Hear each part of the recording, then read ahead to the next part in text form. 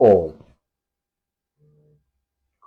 ओम श्री सद्गुरुदेव भगवान की जय। बोलो जय सिया राम, जय जय सिया राम। अखंड मंडलाकारं व्याप्तं येन चराचरम् तत्पदं दर्शितं येन तस्मै श्री गुरुवे नमः। मूकं करोति वाचालं पांगुलं घयते गिरिं अतिकृपातयहं वन्दे परमानंदमाधवम्।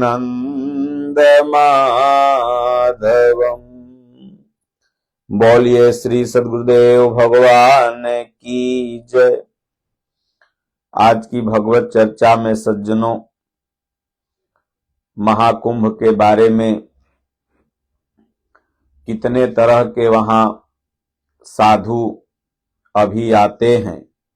और आज एक भक्त ने प्रश्न किया है कि महाराज जी, आप लोगों के जो स्वामी जी के गुरु महाराज थे, यानी हम लोगों के जो दादा गुरु महाराज थे,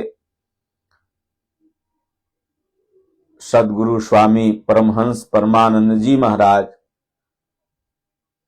क्या वो नागा थे? और अगर वो नागा थे तो आप लोग किस नागा परंपरा से हैं? एक भक्त ने प्रश्न किया है। इस पर भी आज हम सब लोग चर्चा करेंगे। शाही स्नान क्या होता है, इस पर भी हम लोग चर्चा करेंगे। और नागा साधु लोग किसकी पूजा करते हैं, इस पर भी चर्चा करेंगे। और कितने तरह के अखाड़े होते हैं, इस पर भी आज के सत्संग में चर्चा होगी। और सनातन धर्म में कितने पंथ हैं। जब ईश्वर एक है, भगवान एक है, तो ये नाना तरह के पंथ कैसे हो गए, इस पर भी हम सब लोग चर्चा करेंगे। तो सबसे पहले ही प्रश्न का उत्तर हम आपको देंगे, फिर धीरे धीरे सारे प्रश्नों का अगर सत्संग में आप बने रहेंगे तो उत्तर सुनने को मिलेगा। पहला प्रश्न जो आया है कि भाई, जब आपके दादा गुरु महाराज जी नागा थे तो आप लोग किस नागा अखाड़े से हैं? क्या आप लोग भी नागा हैं? श्री परमहंस आश्रम के जितने महात्मा हैं, ये क्या नागा हैं? क्योंकि दादा गुरु महाराज जी दिगंबर रहते थे। तो प्रश्न था इनका उत्तर देने योग्य, तो हमने सोचा कि इस पर भी चर्चा हो। तो आप लोगों को सबसे पहले बताऊं कि हमारे पूज्य दादा गुरु महाराज जी को साधु भगवान ने बनाया था। अब आप कहेंगे भाई कैसे, सबको तो साधु भगवान ही बनाते हैं। दादा गुरु महाराज कहा करते थे कि हो मेरा भरा पूरा परिवार था, और मैं स्वप्न में भी नहीं सोचा था कि साधु बनूंगा। रामकोला गोरखपुर में दादा गुरु महाराज का जन्मभूमि है। लेकिन आकाशवाणी पर आकाशवाणी हुई। आकाशवाणी स्थल प्राचीन शिव मंदिर है, जहां आपके गुरु महाराज पूज्य श्री सत्संगी महाराज जी तपस्या करते थे। और आप एक नागा साधु नहीं थे, आप एक संत थे, एक महापुरुष थे। और भगवत कृपा से भगवान ने ही कहा था कि शिव मंदिर में तुम्हारे गुरु महाराज हैं। तो दादा गुरु महाराज ने उन्हें गुरु स्वीकार किया था। उसके बाद दादा गुरु महाराज अपना भजन चिंतन ध्यान करने लगे। फिर भगवान ने कहा प्रयागराज जाओ। जैसे अभी महाकुंभ लगा हुआ है तो लोग प्रयागराज तो प्रायः आते ही हैं। वैसे भी संगम या तीर्थ प्रयागराज है तो ऑफ टाइम में भी अनदिनवा यानी हर समय वहां तीर्थ यात्री जाते ही रहते हैं। तो प्रयागराज जाने का आदेश हुआ। दादा गुरु महाराज जी गांव से जब निकले तो और जितने धार्मिक लोग थे तैयार हो गए, बहुत से लोग, हम भी चलेंगे, संगम स्नान करेंगे, त्रिवेणी स्नान करेंगे। जब प्रयागराज पहुंच गए तो भगवान से कहा, प्रभु आपका जो आदेश था, क्योंकि भगवान हृदय से बातें करने लगते हैं, पढ़ाने लगते हैं। पूज्य गुरुदेव भगवान हमारे कहा करते हैं कि जब भगवान हृदय से रति हो जाते हैं तो 12 आना अंदर से और 4 आना बाहर से बताते हैं। लेकिन ये बात उसी को समझ में आएगी जिससे भगवान बातें करते हैं। तो दादा गुरु महाराज कहे, प्रभु अब प्रयागराज में आ गया, अब क्या करूं? तो भगवान ने कहा, इन सब का साथ छोड़ दो। जैसे भगवान राम जी जब तमसा नदी के किनारे गए तो देखे कि इन लोग के साथ रहूंगा तो माया व्यापले रहेगी, तो रथ को ऐसे ऐसे ऐसे घुमा करके दूरी लेके चले गए सुमंत जी के साथ, घोड़ों के साथ, ताकि ये जो पीछे पीछे लोग आए हैं ये हमारे तक नहीं पहुंच पाए। तो दादा गुरु महाराज को अंदर से आदेश हुआ कि जितने लोगों के साथ आए हो इनका साथ त्याग दो। अब वो लोग स्नान कर ही रहे थे त्रिवेणी। अब दादा गुरु महाराज को स्नान से क्या मतलब, वो तो भगवान का भजन रूपी, राम नाम रूपी, नाम जप रूपी स्नान में है, आदेश रूपी स्नान में है। वो इन लोगों का साथ छोड़ के बहुत आगे उधर जमुना नदी के तरफ चले गए। बोले, प्रभु अब तो वो लोग 4-5 किलोमीटर दूर हो गए, अब क्या करें? तो भगवान ने कहा, शरीर पर जितना भी वस्त्र है इसका परित्याग कर दो। तो घर से तो साधु वेश का वस्त्र तो था ही, तो वस्त्र का परित्याग करके बोले, प्रभु अब वस्त्र भी हमने उतार दिया, क्योंकि भगवान बड़ी कड़ी परीक्षा लेते हैं। बोले, अब इसी तरफ आगे बढ़ जाओ जिस तरफ मुंह है। अब बस विचरण महाराज जी का चालू हो गया। भगवान जैसे जैसे जिधर कहते गए, अनुभूत में बताते गए, वैसे वैसे अपना चलते गए। तो भगवान के आदेश पर पूज्य दादा गुरु महाराज ने वस्त्र का परित्याग किया था। जब चित्रकूट में पहुंचे तो बहुत से भक्त लोग लपेटने या विचरण काल में भी तमाम जगह मंदिर जहां मिले तो भीड़ भाड़ रहे तो माताओं को देखें तो रख लें, फिर थोड़ा देर बाद किसी को दे दे, क्योंकि भगवान ने वस्त्र उतरवाया था। तो दादा गुरु महाराज कहे, हम नागा साधु नहीं है, बल्कि भगवान ने हमें वस्त्र का परित्याग करने को कहा। कड़ाके की ठंड हो, चाहे बरसात हो, चाहे गर्मी हो, भगवान के आदेशानुसार विचरण करते रहते थे महाराज जी, और बहुत कठिन विचरण। तो अंत समय तक महाराज जी ने वस्त्र नहीं पहना। फिर प्रयागराज में कुंभ की भी तमाम, कई बार कुंभ लगे उनके जीवन काल में, संगम स्नान वगैरह भी था। एक कुंभ में दादा गुरु महाराज आए भी। तो 2-3 घटनाएं हैं प्रयागराज की, पूज्य गुरुदेव भगवान ने जीवनादर्श में लिखा भी है। तो एक बार कहीं पंगत चल रही थी, भोजन चल रहा था, तो दादा गुरु महाराज भी जाके बैठ गए। और जब बैठ गए तो सोचे कि भाई एक महात्मा ये हैं जो हजारों को खिला रहे हैं, और एक मैं महात्मा हूं जो खाने चला आया। कुंभ में अभी आप जाएंगे तो लंगर पे लंगर चल रहे हैं, सब परमार्थ में लगे हुए हैं सनातन धर्मी। तो लगता अभी मैं साधु हुआ ही नहीं हूं। उठे और आगे चल दिए।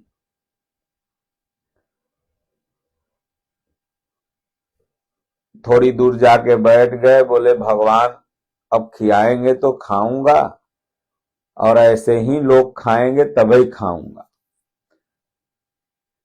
तो अज्ञात एक माताजी को प्रेरणा हुआ,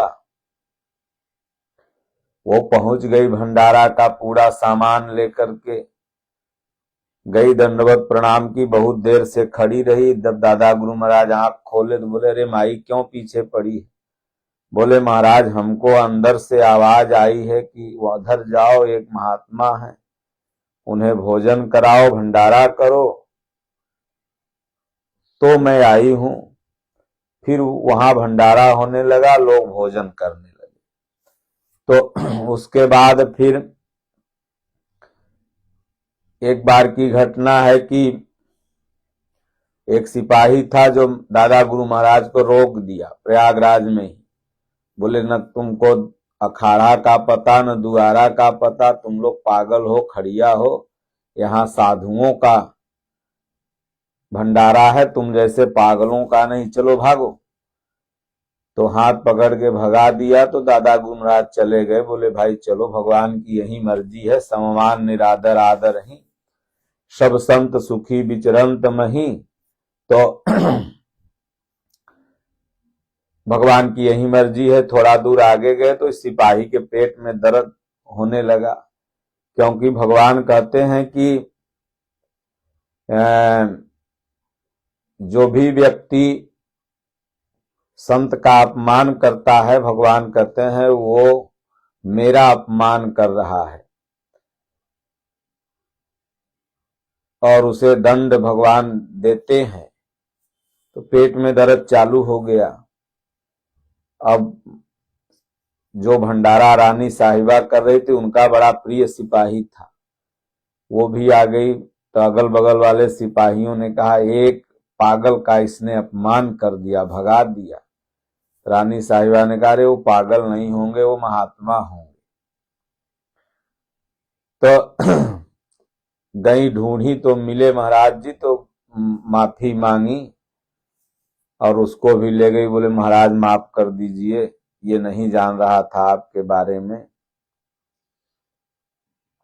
फिर उसके बाद उसका पेट का दर्द महाराज ने भभूत लगाया तो ठीक हो गया। त्रिवेणी में नाव थी, नाव में सब साधु लोग जा रहे थे। दादा गुरु महाराज ने वो फूटे हुए लोटे में जल को रोक दिया कमंडल में। तमाम घटनाएं जीवनादर्श आप पढ़ेंगे तो उसमें है। उसके बाद दादा गुरु महाराज ने पूछा, सोचा मन में कि जिधर जाता हूं सब अखाड़े द्वारे पूछते ही हैं, प्रयागराज में महाकुंभ लगा ही है और सब अखाड़े वाले यहाँ आए ही हैं, तो काहे न चल के हम भी किसी अखाड़ा में शामिल हो जाएं। कल से हमें बताने का हो जाएगा कि मैं पंचायती अखाड़ा नया वाला में हूं कि पुराना वाला में हूं कि 10 नामी अखाड़ा में हूं।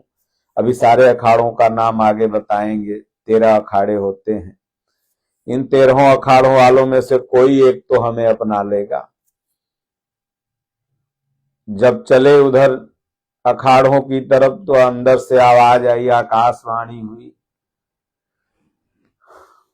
कहां जा रहे हो इन अखाड़ों में शामिल होने? वहां कहीं कुछ रखा नहीं है, केवल गुरु परंपरा को सब निर्वहन कर रहे हैं। उपोंगा पंथी में कहां जा रहे हो?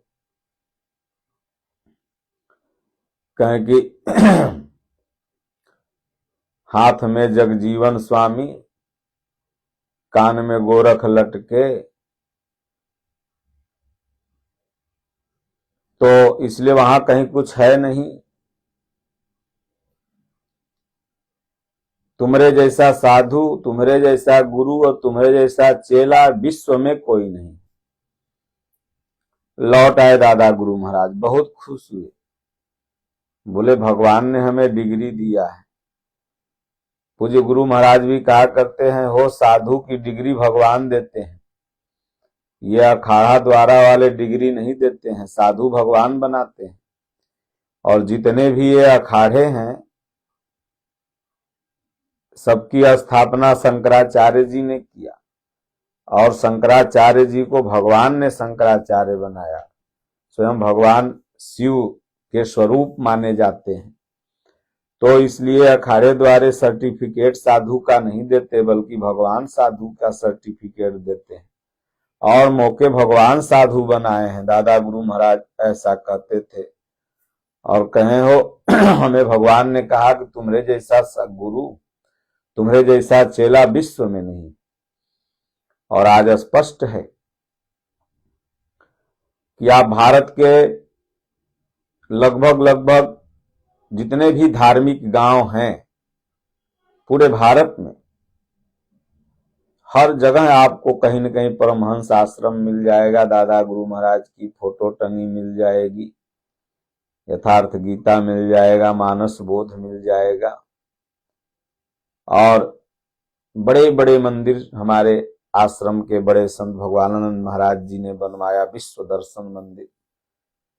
और चित्रकूट में सती अनसुईया बहुत बड़ा मंदिर, जहां दादा गुरु महाराज ने तपस्या किया था। तो कहें तोरे जैसा साधु और तोरे जैसा चेला विश्व में नहीं।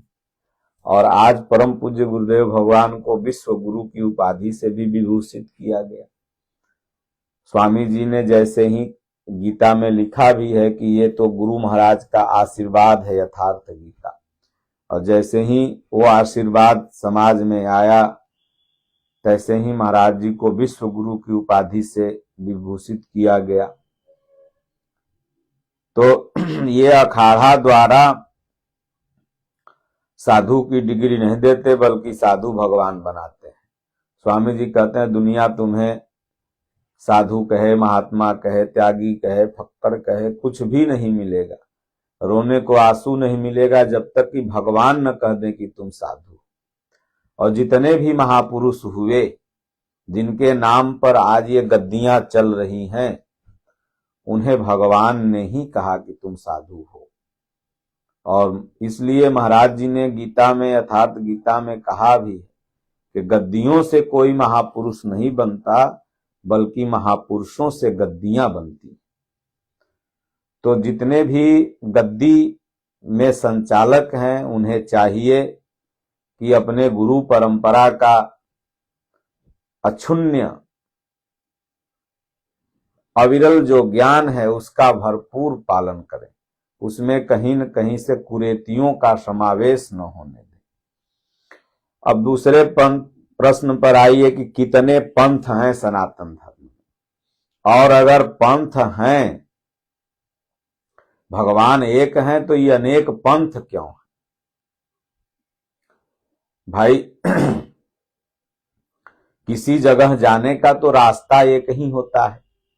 जैसे घुमा फिरा करके आपको इलाहाबाद प्रयागराज जाना, पहले इलाहाबाद नाम था, प्रयागराज नाम हुआ जो उसका मूल नाम था। तो प्रयागराज जाना है तो आप किधर से भी जाओ, लेकिन जब प्रयागराज आप पहुंचने वाले होंगे तो एकदम चारों तरफ से किधर से भी आओ, रास्ता फिर एक हो जाएगा। तो उसी तरह से भगवान तो एक हैं, लेकिन उनके तरफ पहुंचने के लिए रास्ते अनेक हैं, लेकिन भगवान तक पहुंचते पहुंचते रास्ते एक हो जाएंगे। तो ये सनातन धर्म में 6 पंथ माने गए। पहला शैव, दूसरा वैष्णव, तीसरा शाक्त, चौथा वैदिक और चावर्क। शैव, वैष्णव, शाक्त, वैदिक, चावर्क।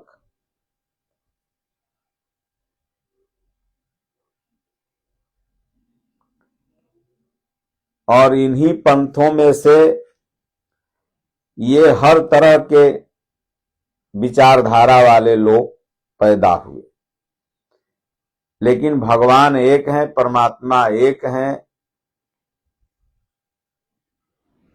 तो अन्य अन्य विचारधारा इसलिए हो जाती है कि महापुरुषों के बाद जो उन पंथ में लोग होते हैं उनकी पहुंच उन महापुरुष के समक्ष नहीं हो पाती है, उतना स्तर उनका साधना का नहीं हो जाता है।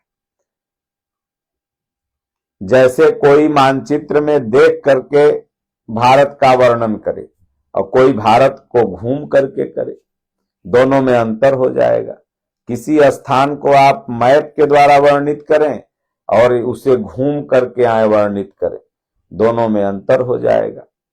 इसलिए जो देखा सो कहा नहीं, कहा सो देखा नाही, रहीमन अगम बात यह कहन सुनन को नाही। तो इसलिए ये जितने भी पंथ हैं, जितने भी ये मत हैं, इन सभी मतों का उद्देश्य है परमात्मा प्राप्ति, भजन, और सभी पंथों का सार है गीता।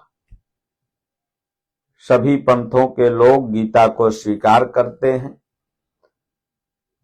और इन जितने भी पंथों को मानने वाले अनुयायी हैं उन्हें भी गीता को स्वीकार करना चाहिए। भगवान की वाणी है, क्योंकि भगवान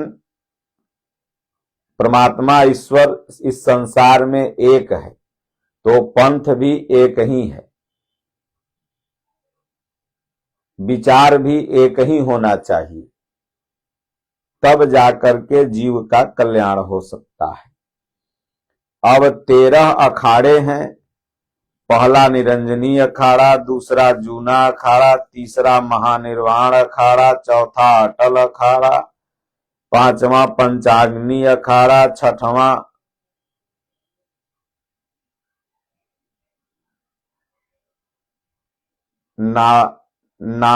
नापंथिक अखाड़ा और सातवां गोरखनाथ अखाड़ा, आठवां उदासीन अखाड़ा, नौवां वैष्णव अखाड़ा, फिर उदासीन बड़ा अखाड़ा, उदासीन नया अखाड़ा, निर्मल पंचायती अखाड़ा, निर्मोही अखाड़ा। और ये सब अखाड़ों में महात्मा लोग जो भी रहते हैं सब शिव भगवान को ही मानते हैं। शिव ही गुरु हैं, आदि गुरु हैं, और शिव तत्व निष्ठा भगवान शिव ही तत्व है। और शिव परमात्मा के परिचायक हैं। वंदे बोधमयम नित्यम गुरुम शंकर रूपिणम। और सभी अखाड़ों का अपना अपना एक मत है, अपना अपना एक नियम है, और सबका नियम अच्छा है। सब एक मत होकर के एक ईश्वर की ही पूजा करते हैं। भली भावना देखने सुनने में अलग अलग लगती हो, लेकिन अभी आप प्रयागराज में जाएं तो सभी अखाड़ों का लक्ष्य क्या है? संगम स्नान। सभी अखाड़ों का लक्ष्य क्या है? किस तरह से सनातनी एक हो। सभी अखाड़ों का लक्ष्य क्या है? किस तरह से वहां पर मानव सेवा किया जाए। सभी संतों का लक्ष्य क्या है? किस तरह से परमात्मा के ज्ञान की प्राप्ति भक्तों तक पहुंचाई जाए। तो इससे यह साबित होता है कि सभी पंथ, सभी अखाड़े, सभी मत, सभी गुरु परंपरा का जो लक्ष्य है वह एक ही है। इसलिए जो भी व्यक्ति हमरा गुरु करके लड़ते झगड़ते हैं, उन्हें यह सोचना चाहिए कि सभी गुरुओं का मत एक है। और ऐसा पूज्य गुरुदेव भगवान ने यथार्थ गीता में दर्शाया भी कि सभी महापुरुषों का मत एक। दुनिया में जितने महापुरुष हुए, हर महापुरुष का मत एक है। बस हमें और आपको समझने की जरूरत है। आप अगर गूढ़ तत्व में जाकर के अपने दिमाग को डीपली ले जाके अगर सोचेंगे तो आपको लगेगा कि नहीं, सब पंथों का एक ही निष्कर्ष है, ईश्वर प्राप्ति। समाज किस तरह से एक रहे, समाज किस तरह से सुव्यवस्थित रहे, किस तरह से हमारी संस्कृति की रक्षा हो, किस तरह से मानवता की रक्षा हो, सबका उद्देश्य ही। अब है कि भाई शाही स्नान नागा साधु तो भगवान शिव की पूजा करते हैं, और भगवान शिव कहाँ है? इंद्रिय संयम में। हमारे दादा गुरु महाराज जब सती अनसुईया में निवास करने लगे तो एक माई वहां पुजारी के रूप में रहा करती थी, द्रौपदी बाई। फिर वो चली गई तो द्रौपदी बाई रोज जाया करे और परमहंस महाराज जी का दर्शन किया करे दूर से। नागा थे दादा गुरु महाराज जी, कभी छिप के दर्शन करे, कभी दूर से दर्शन करे। एक दिन हिम्मत जुटाते जुटाते गई, बोले परमहंस जी, आपको मैं 1 महीने से देख रही हूं, आप न अगरबत्ती दिखाते हैं, न फूल चढ़ाते हैं, न पूजा करते हैं। आप क्या करते हैं? किसकी पूजा करते हैं? तो दादा गुरु महाराज कहे भाग। फिर दूसरे दिन गई, वही बात पूछने लगी। तब दादा गुरु महाराज अपना जो बैठते थे तो आंचला रख लेते थे माताओं के सम्मान में, तो आंचला हटा करके बोले देख मैं इसकी पूजा करता हूं, अपने इंद्रिय के तरफ इशारा करते हुए। और वास्तव में वास्तविक पूजा आपका इंद्रिय पूजा ही है। मन सहित इंद्रियां जब तक बस में नहीं हुई तब तक आप कितना भी घंटा बजा लो, कितना भी अगरबत्ती दिखा लो, कहीं कुछ होने वाला नहीं है। तब वो भागी और तब जाके गांव में कहे कि नहीं, परमहंस जी सच्चे भक्त हैं, सच्चे पुजारी हैं, सच्चे महापुरुष हैं, सच्चे संत हैं। तो इसलिए जितने भी संत होते हैं, जितने भी महापुरुष हुए आज तक, उन लोगों ने, सभी लोगों ने इंद्रिय पूजा मतलब इंद्रिय को बस में किया। और फिर उनके बाद धीरे धीरे गद्दियां प्रारंभ हुई। तो इसलिए हम सब लोग का जो ये परंपरा है, ये दादा गुरु महाराज से जो संत परंपरा भारत की है वास्तविकता, और वहीं से चालू हुई। और दुनिया के जितने भी संतों का जो उद्देश्य है वहीं परमहंस आश्रम के संतों का उद्देश्य है। और हमारे दादा गुरु महाराज नागा साधु नहीं थे, वो उनको भगवान ने साधु बनाया था और साधु के सही स्वरूप में थे।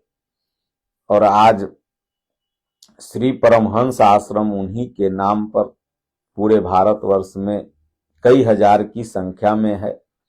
और वहां हर जगह गीता की बात, श्री रामचरितमानस की बात और महापुरुषों के मूल उद्देश्यों को पूरे परमहंस आश्रम में आप जहां जाएंगे सुनने समझने को मिलेगा। और पूज्य गुरुदेव भगवान ने जो यथार्थ गीता नाम की पुस्तक लिखी है, वो पूरे दुनिया के सभी शास्त्रों का निचोड़ है। उसे आप जरूर पढ़ें। और संप्रदाय, पंथ, मजहब, जाति, वर्ण, कुल भगवान नहीं देखता। भगवान तो गोस्वामी जी ने लिखा कि भाव अवश्य भगवान, सुख निधान करुणाए। भगवान न आपके अखाड़े के बस में है, न भगवान आपके द्वारे के बस में है। आप किस पंथ के हो, किस कुल के हो, किस जात के हो, किस देश के हो, भगवान को ये नहीं चाहिए। आपका भाव है तो आप दुनिया में कहीं भी जन्मे हो, किसी भी भाषा को जानते हो, किसी भी पंथ मजहब को अपना टाइटल बनाते हो, वो भगवान आपको मिलेगा, अपने आप में आपको समाहित करेगा। और अगर आप ऐसा नहीं जानते तो फिर आप अभी 2-4 जन्म आपको और लग सकता है। इसलिए आप प्रयागराज जाएं, महाकुंभ स्नान करें, संतों का दर्शन करें। और यथार्थ गीता फ्री में मिल रही है। सेक्टर नंबर 17 और 18 के बॉर्डर पर ही कैंप लगा हुआ है। आप अवश्य वहां जाइए, या जहां पर भी मिले ढूंढ करके, या ऑनलाइन भी आप फ्री मंगा सकते हैं, उसे जरूर पढ़िए। धर्म का सही स्वरूप आप समझ जाएंगे। बोलो गुरुदेव भगवान की जय।